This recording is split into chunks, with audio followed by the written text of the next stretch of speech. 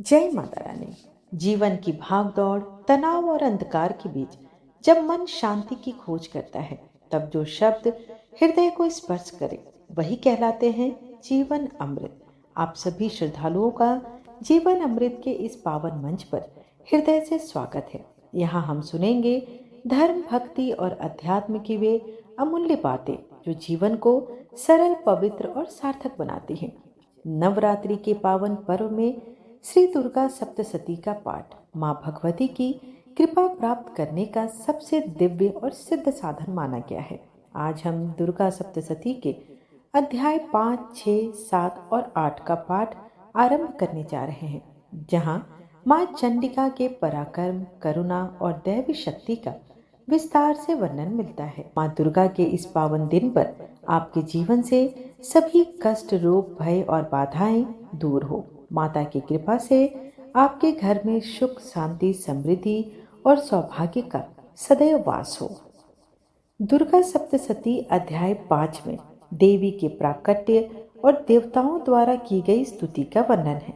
साथ ही चंड मुंड के मुख से अंबिका के रूप की प्रशंसा सुनकर शुंभ का उनके पास दूध भेजना और दूध का वहां से निराश लौटना। तो आइए इस पवित्र पाठ का रसपान करें।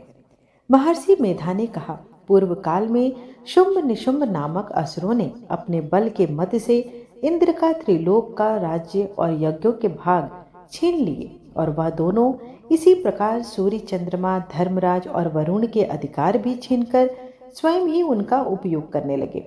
वायु और अग्नि का कार्य भी वही करने लगे और इसके पश्चात उन्होंने जिन देवताओं का राज्य छीना था उनको अपने अपने स्थान से निकाल दिया। इस तरह से अधिकार छीने हुए दैत्यों तथा दैत्यों द्वारा निकाले हुए देवता अपराजित देवी का स्मरण करने लगे। देवी ने हमको वर दिया था कि मैं तुम्हारी संपूर्ण विपत्तियों को नष्ट करके रक्षा करूंगी। ऐसा विचार कर सब देवता हिमालय पर गए और भगवती विष्णु माया की स्तुति करने लगे। देवताओं ने कहा, देवी को नमस्कार है, शिव को नमस्कार है, प्रकृति और भद्रा को नमस्कार है। हम लोग रौद्र, नित्या और गौरी को नमस्कार करते हैं। ज्योत्सनामयी, चंद्र रूपणी व सुख रूपा देवी को निरंतर नमस्कार है। शरणागतों का कल्याण करने वाली वृद्धि और सिद्धि स्वरूपा देवी को हम बार बार नमस्कार करते हैं और नैर रीति राजाओं की लक्ष्मी तथा सर्वाणी को नमस्कार है। दुर्गा को दुर्ग, स्थलों को पार करने वाली दुर्गपारा को, सारा सर्व कारिणी ख्याति कृष्ण और धूम्र देवी को सदैव नमस्कार है। अत्यंत सौम्य तथा अत्यंत रौद्र रूपा को हम नमस्कार करते हैं। उन्हें हमारा बारंबार प्रणाम है। जगत की आधारभूत कृति देवी को बार बार नमस्कार करते हैं। जिस देवी को प्राणी मात्र विष्णु माया कहते हैं उसको नमस्कार है, नमस्कार है, उसको बारंबार नमस्कार है।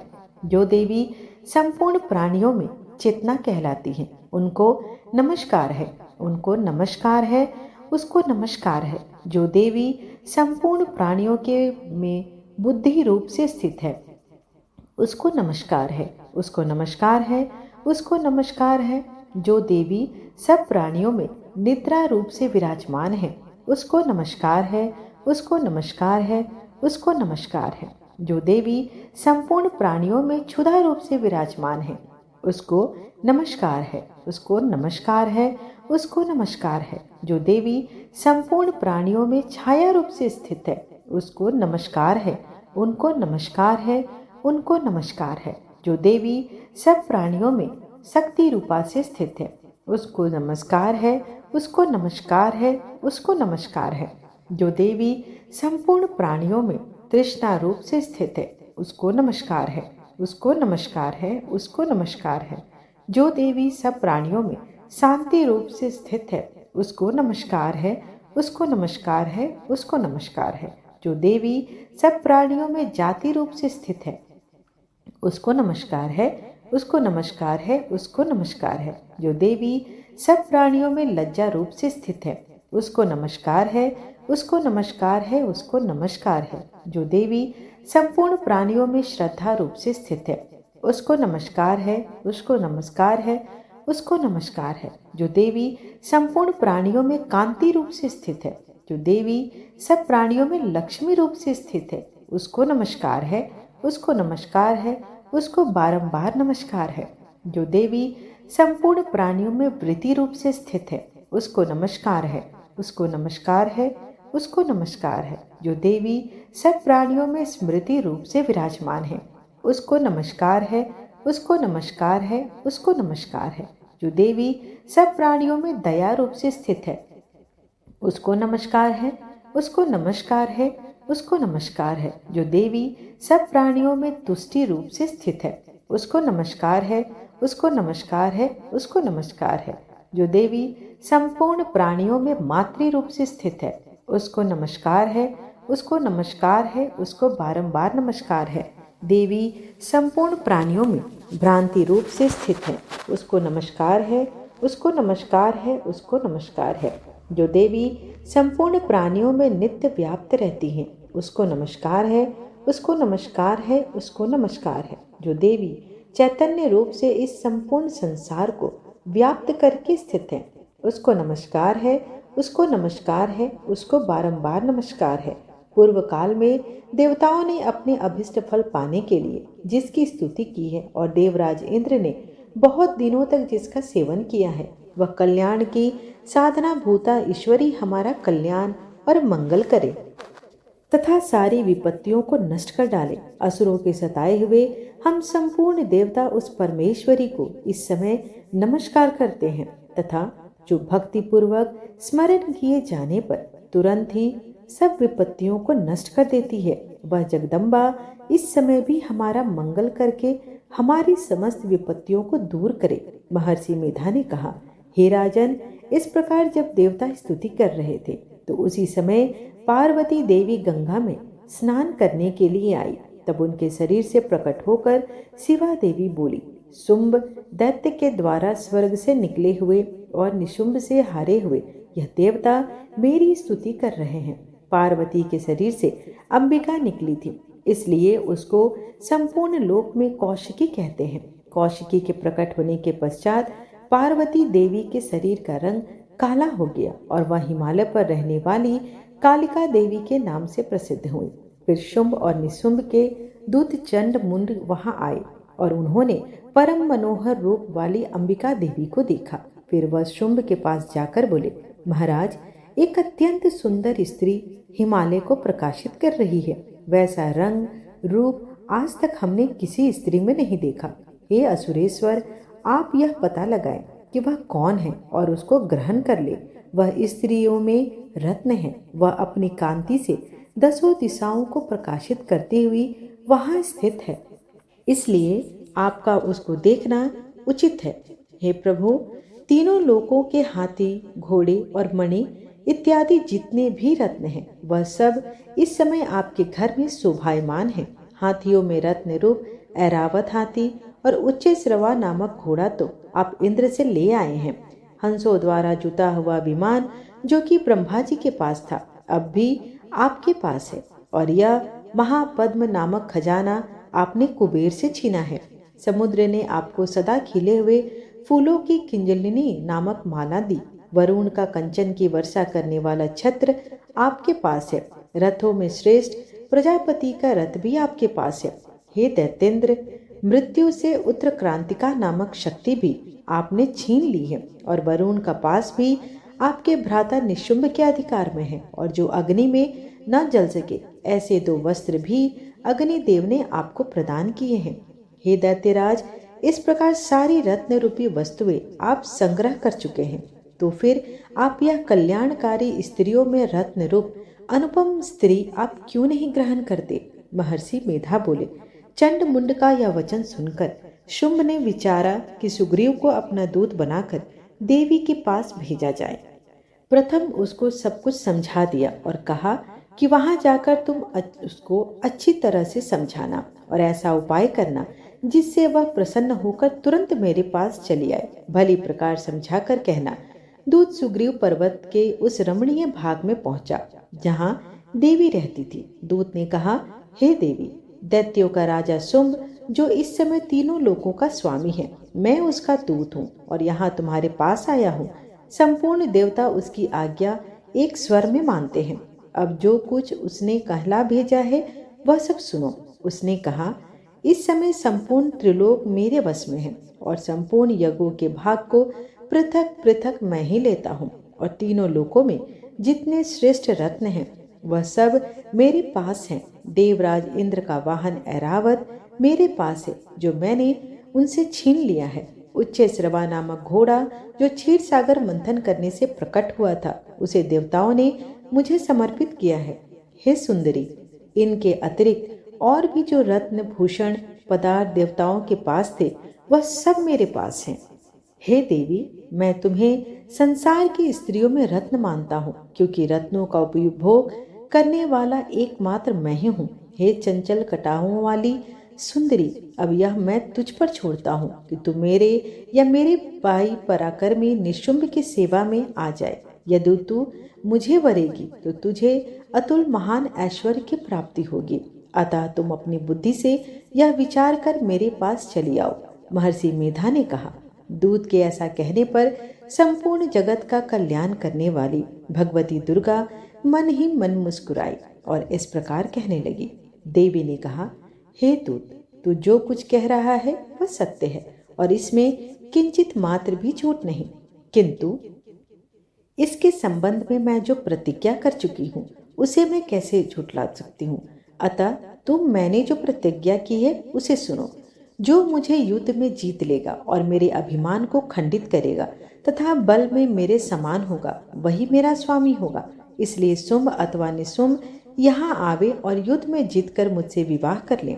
इसमें भला देरी की कोई आवश्यकता नहीं। दूत ने कहा, हे देवी, तुम अभिमान में भरी हुई हो। मेरे सामने तुम ऐसी बात न करो। इस त्रिलोकी में मुझे तो कोई ऐसा दिखाई नहीं देता जो शुंभ और निशुंभ के सामने ठहर सके।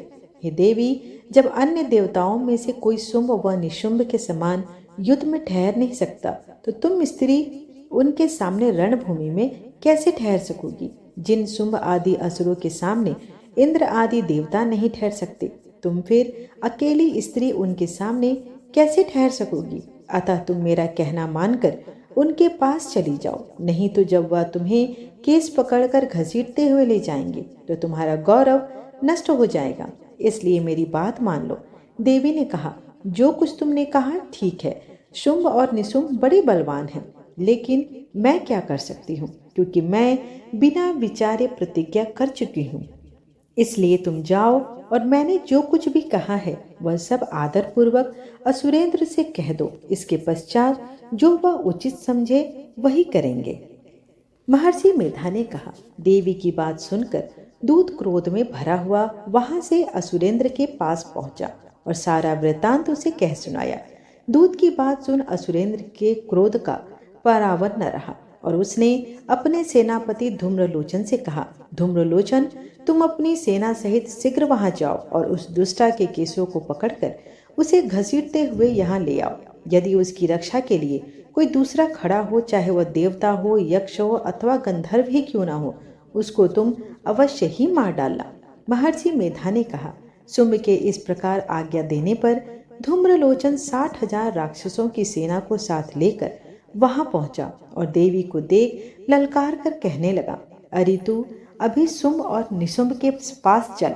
यदि तू प्रसन्नता पूर्वक मेरे साथ न चलेगी तो मैं तेरे केसों को पकड़ घसीटता हुआ तुझे ले चलूंगा। देवी बोली, असुरेंद्र का भेजा हुआ तेरे जैसा बलवान यदि बलपूर्वक मुझे ले जाएगा तो ऐसी दशा में मैं तुम्हारा क्या कर सकती हूँ। महर्षि मेधा ने कहा।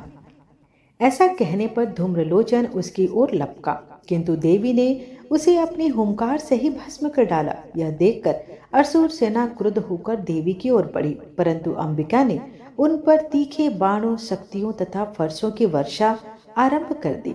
इतने में देवी का वाहन भी अपनी ग्रीवा के बालों को झटकता हुआ और बड़ा भारी शब्द करता हुआ असुर सेना में कूद पड़ा। उसने कई असुर अपने पंजों से, कई अपने जबड़ों से और कई को धरती पर पटक कर अपने दाढ़ों से घायल करके मार डाला। उसने कई असुरों के अपने नख से पेट फाड़ डाले और कई असुरों का तो केवल थप्पड़ मारकर सिर धड़ से अलग कर दिया। कई असुरों की भुजाएं और सिर तोड़ डाले और गर्दन के बालों को हिलाते हुए उसने कई असुरों को पकड़कर उनके पेट फाड़कर उनका रक्त पी डाला। इस प्रकार देवी के उस महाबलवान सिंह ने क्षण भर में असुर सेना को समाप्त कर दिया। शुंभ ने जब यह सुना कि देवी ने धूम्रलोचन असुर को मार डाला और उसके सिंह ने सारी सेना का संहार कर डाला है, तब उसको बड़ा क्रोध आया। उसके मारे क्रोध के ओट फड़फड़ाने लगे और उसने चंड तथा मुंड नामक महाअसुरों को आज्ञा दी कि हे चंड, हे मुंड, तुम अपने साथ एक बड़ी सेना लेकर वहां जाओ और उस देवी के बाल पकड़कर उसे बांधकर तुरंत यहाँ लेकर आओ। यदि उसको यहाँ लाने में किसी प्रकार का संदेह हो तो अपनी सेना सहित उससे लड़ते हुए उसको मार डालो। जब वह दुष्टा और उसका सिंह दोनों मारे जाएं, तब भी उसको बांधकर यहाँ अवश्य लाना। महर्षि मेधा ने कहा। दैत्यराज की आज्ञा पाकर चंड और मुंड चतुरांगनी सेना को साथ लेकर हथियार उठाए हुए देवी से लड़ने के लिए चल दिया। हिमालय पर्वत पर पहुंचकर उन्होंने मुस्कुराती हुई देवी जो सिंह पर बैठी हुई थी उनको देखा। जब असुर उनको पकड़ने के लिए तलवारें लेकर उनकी ओर बढ़े, तब अंबिका उन पर बड़ा क्रोध आया और मारे क्रोध से उनका मुख काला पड़ गया। उनकी भ्रिकुटियां चढ़ गई और उनके ललाट में से अत्यंत भयंकर तथा अत्यंत विस्तृत मुख वाली लाल आंखों वाली काली जी प्रकट हुई, जो कि अपने हाथों में तलवार और पाश लिए हुए थी। वह विचित्र खड्ग धारण किए हुए थी तथा चीते के चर्म की साड़ी एवं नरमुंडों की माला पहन रखी थी। उसका मांस सूखा हुआ था और शरीर केवल हड्डियों का ढांचा ही था, और जो भयंकर शब्द से दिशाओं को पूर्ण कर रही थी। वह असुर सेना पर टूट पड़ी और दैत्यों का भक्षण करने लगी। वह पार्श्व राक्षसों, अकुशधारी महावतों, हाथियों पर सवार योद्धाओं और घंटा सहित हाथियों को एक साथ से पकड़ पकड़ कर अपने मुख में डाल रही थी, और इसी प्रकार वह घोड़ों, रथों, सारथियों व रथों में बैठे हुए सैनिकों को मुंह में डालकर भयानक रूप से चबा रही थी। किसी की केस पकड़कर, किसी को पैरों से दबाकर और किसी दैत्य को छाती से मसलकर मार रही थी। वह दैत्य के छोड़े हुए बड़े बड़े अस्त्र शस्त्रों को मुंह में पकड़कर और क्रोध में भर उनको दांतों में से पीस रही थी। उसने कई बड़े बड़े असुर भक्षण कर डाले, कितनों को रौंद डाला और कितनी उसकी मार के मारे भाग गए। कितनों को उसने तलवार से मार डाला, कितनों को अपने दांतों से समाप्त कर दिया। और इस प्रकार से देवी ने क्षण भर में संपूर्ण दैत्य सेना को नष्ट कर दिया। यह देख महापराक्रमी चंड काली देवी की ओर पलका, और मुंड ने भी देवी को अपने भयानक बाणों की वर्षा आरंभ कर दी और अपने हजारों चक्र उस पर छोड़े। उस समय वह चमकते हुए बाण व चक्र देवी के मुख में प्रविष्ट हुए। इस प्रकार दिख रहे थे मानो बहुत से सूर्य मेघों की घटा में प्रविष्ट हो रहे हों। इसके पश्चात भयंकर शब्द के साथ काली ने अत्यंत जोश में भरकर विकट अट्टहास किया। उसका भयंकर मुख देखा नहीं जाता था। उसके मुख से श्वेत दांतों की पंक्ति चमक रही थी। फिर भी उसने तलवार हाथ में लेकर हुम शब्द कहकर चंड के ऊपर आक्रमण किया और उसके केस पकड़कर उसका सिर काटकर अलग कर दिया।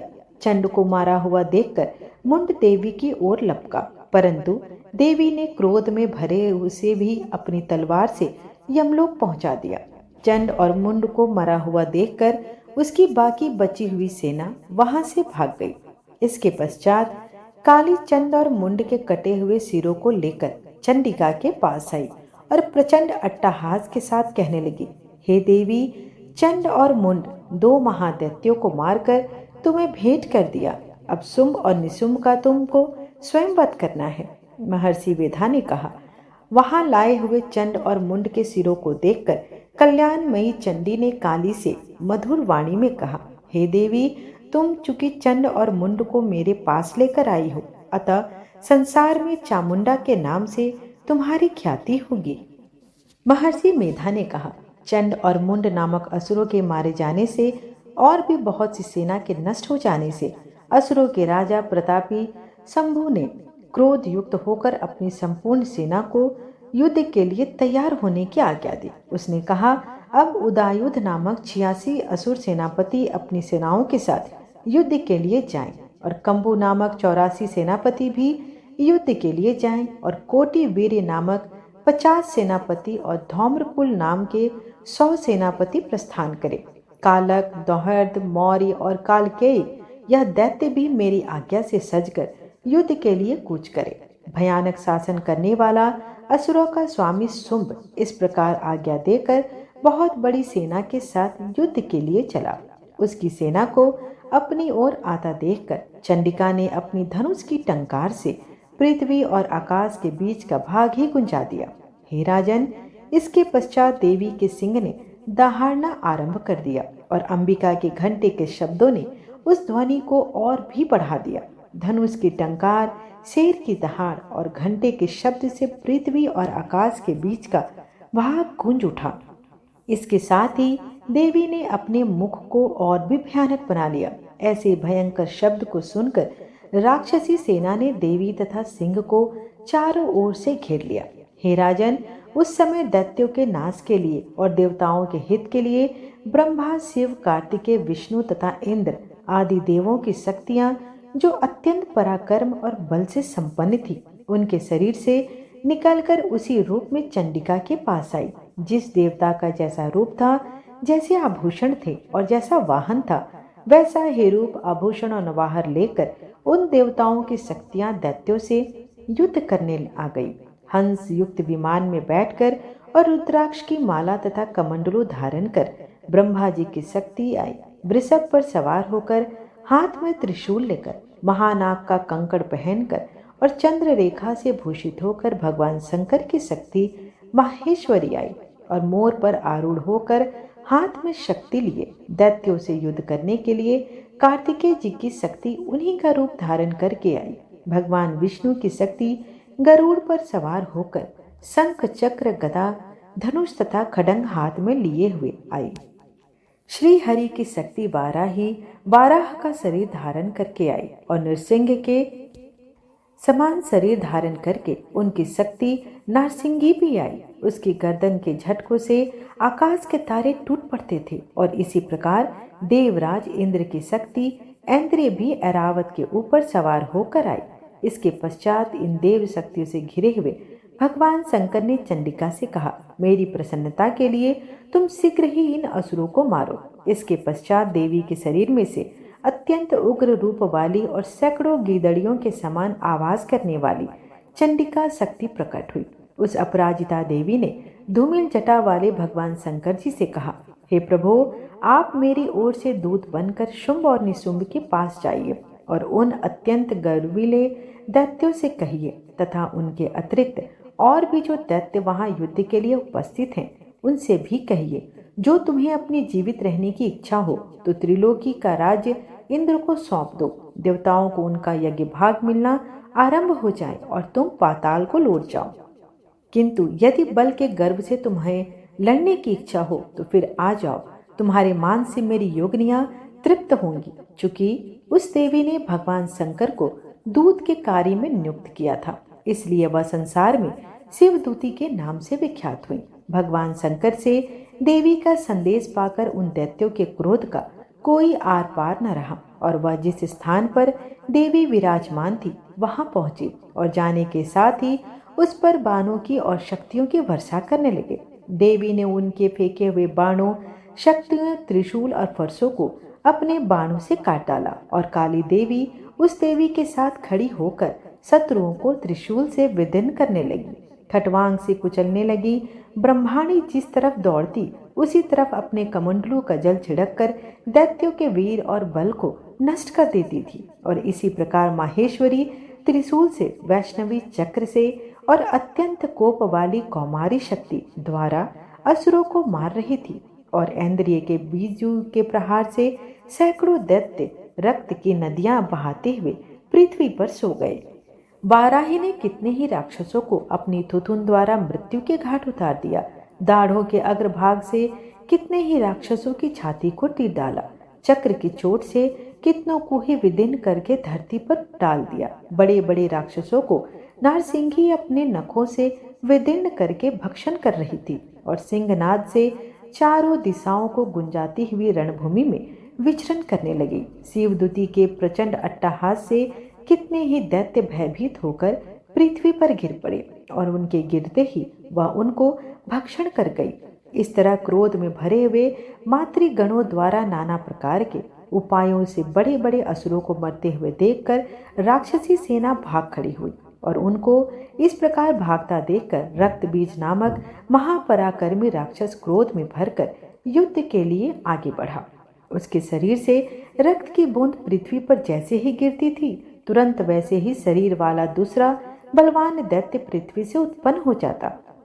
रक्तबीज गदा हाथ में लेकर ऐन्द्रिय के साथ युद्ध करने लगा। जब ऐन्द्रिय शक्ति ने अपने वज्र से उसको मारा तो घायल होने के कारण उसके शरीर से बहुत सा रक्त बहने लगा और उसकी प्रत्येक बूंद से उसके समान ही बलवान तथा महापराक्रमी अनेकों दैत्य भयंकर रूप से प्रकट हो गए।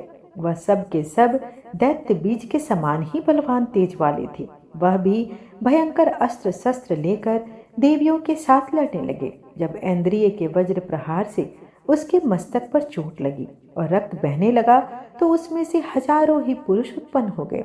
वैष्णवी ने चक्र से और ऐन्द्रिय ने गदा से रक्त बीज को चोट पहुंचाई और वैष्णवी के चक्र से घायल होने पर उसके शरीर से जो रक्त बहा उससे हजारों महाअसुर उत्पन्न हुए, जिनके द्वारा यह जगत व्याप्त हो गया। कौमारी ने शक्ति से, वाराही ने खड्ग से और माहेश्वरी ने त्रिशूल से उसको घायल किया।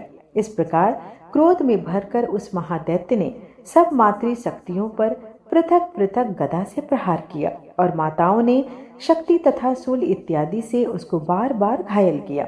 उसके सैकड़ों महादैत्य उत्पन्न हुए और इस प्रकार उस रक्त बीज के रुधिर से उत्पन्न हुए असुरों से संपूर्ण जगत व्याप्त हो गया, जिससे देवताओं को भय हुआ। देवताओं को भयभीत देखकर चंडिका ने काली से कहा, हे चामुंडी, अपने मुख को बड़ा करो और मेरे शस्त्र आघात से उत्पन्न हुए रक्त बिंदुओं तथा रक्त बिंदुओं से उत्पन्न महाअसुरों को तुम अपने इस मुख में भक्षण करती जाओ।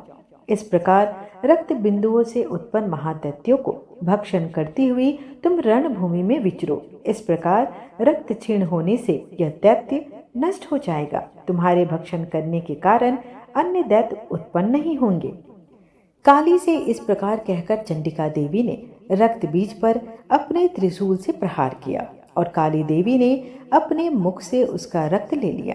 तब उसने गदा से चंडिका पर प्रहार किया। प्रहार से चंडिका को तनिक भी कष्ट न हुआ, किंतु रक्त बीज के शरीर से बहुत सा रक्त बहने लगा। लेकिन उसके गिरने के साथ ही काली जी उसके अपने मुख में ले लिया। काली के मुख में उस रक्त को जो असुर उत्पन्न हुए उनको भी उसने भक्षण कर लिया और रक्त को पीती गई। तदंतर देवी ने रक्त बीज को उसकी खून की कालीन ने पी लिया।